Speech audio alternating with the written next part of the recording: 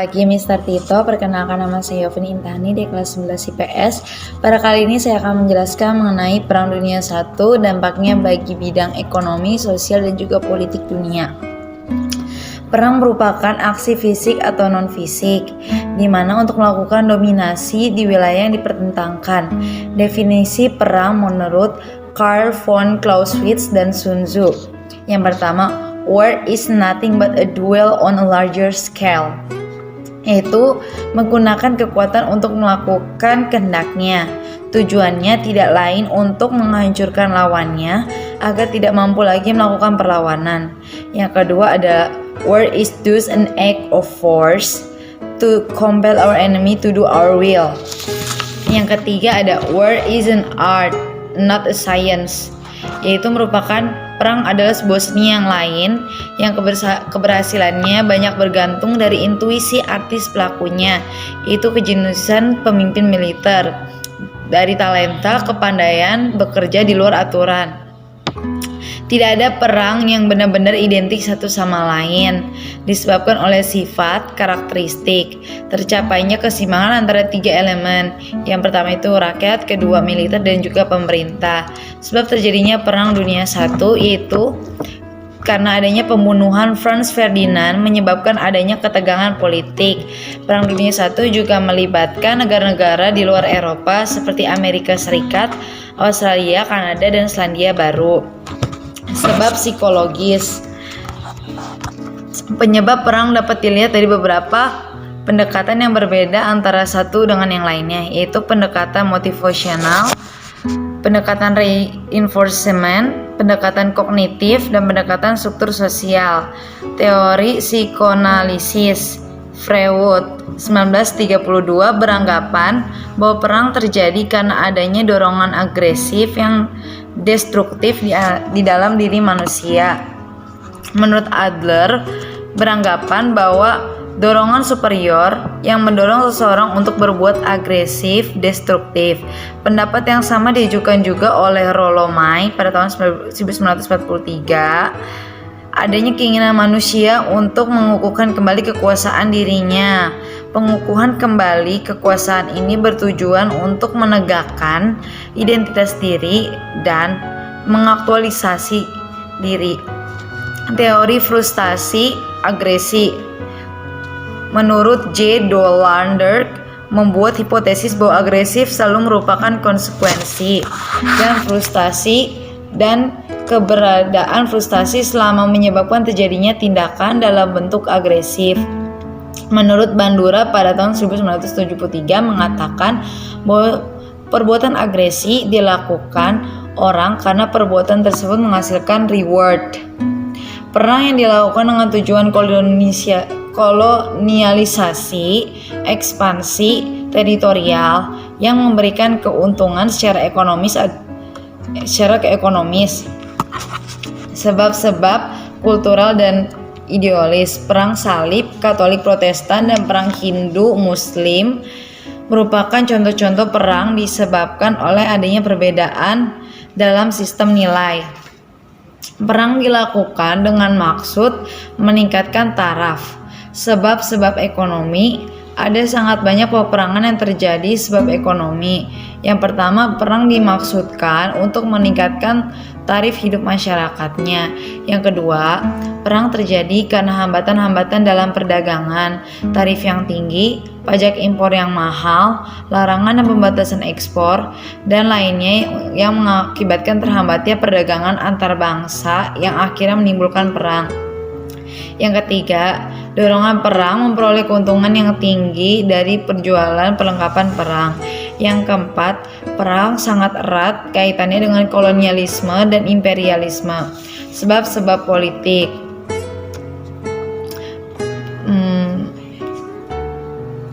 Perang terjadi karena tidak adanya lembaga pemerintahan yang efektif.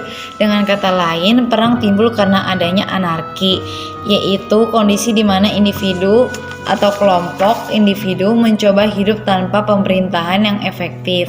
Yang selanjutnya ada teori strategi.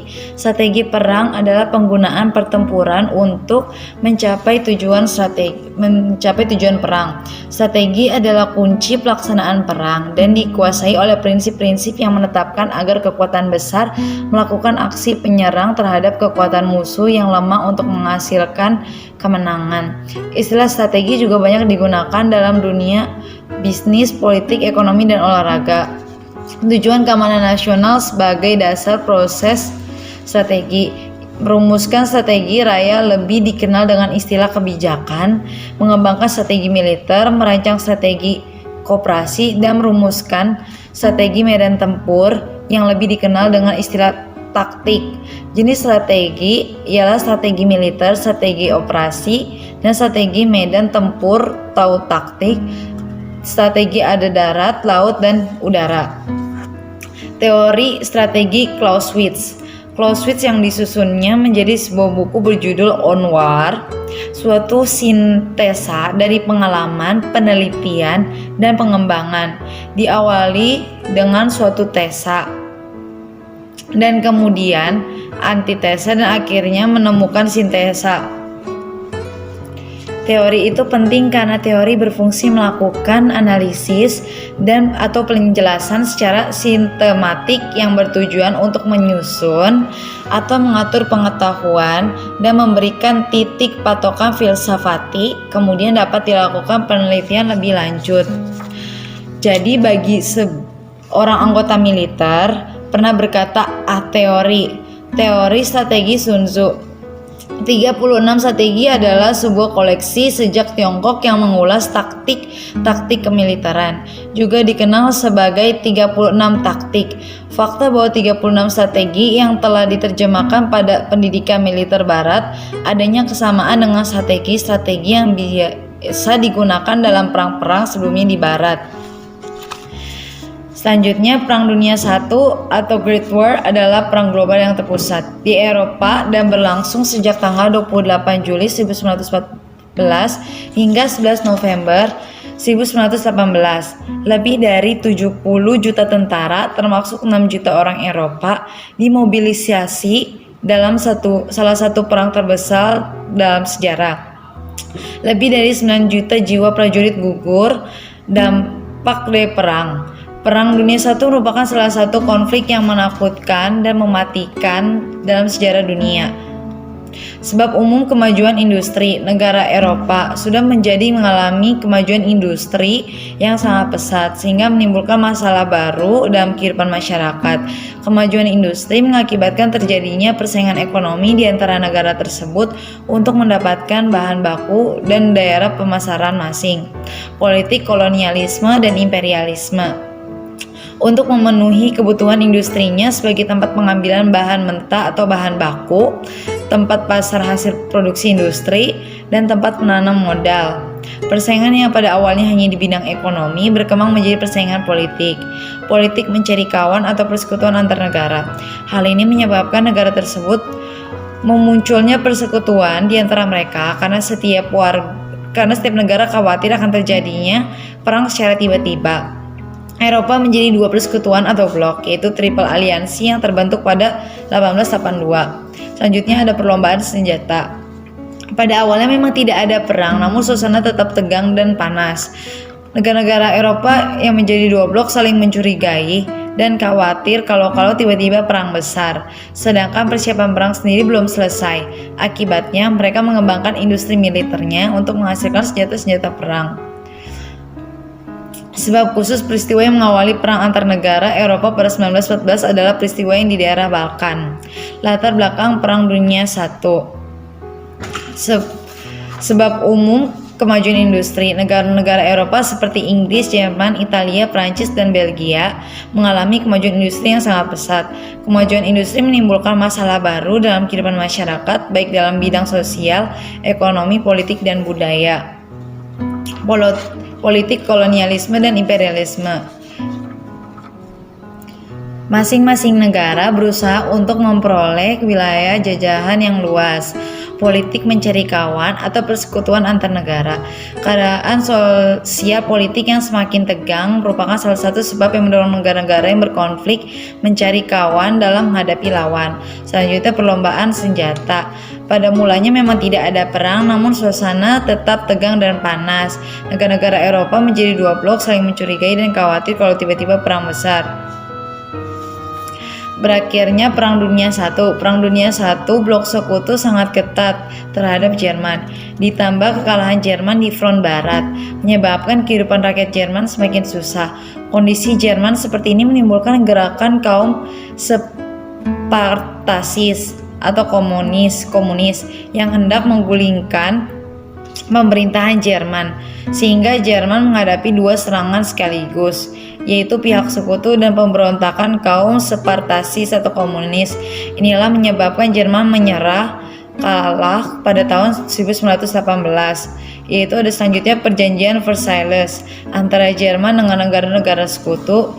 Isi perjanjian tersebut yaitu Jerman menyerahkan wilayah Alsace-Lorraine kepada Prancis dan wilayah Eupen-Medi kepada Belgia. Danzig dan sekitarnya menjadi wilayah merdeka di bawah Liga Bangsa-Bangsa. Perjanjian Saint-Germain adalah perjanjian antara sekutu dan Austria yang isinya antara lain tidak diperkenankan adanya gabungan Jerman dan Austria harus menyerahkan Tirol Selatan, Istria kepada Italia serta wilayah Bohemia dan Moravia kepada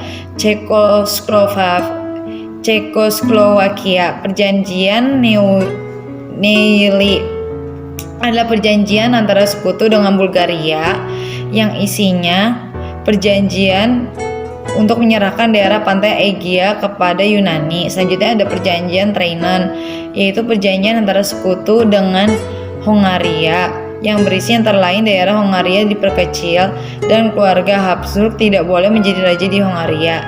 Selanjutnya ada perjanjian Sevres, perjanjian antara sekutu dengan Turki Utsmani yang berisi antara lain daerah Turki diperkecil dan tinggal Konstantinopel dan sekitarnya. Daerah yang penduduknya bukan orang Turki harus dilepaskan.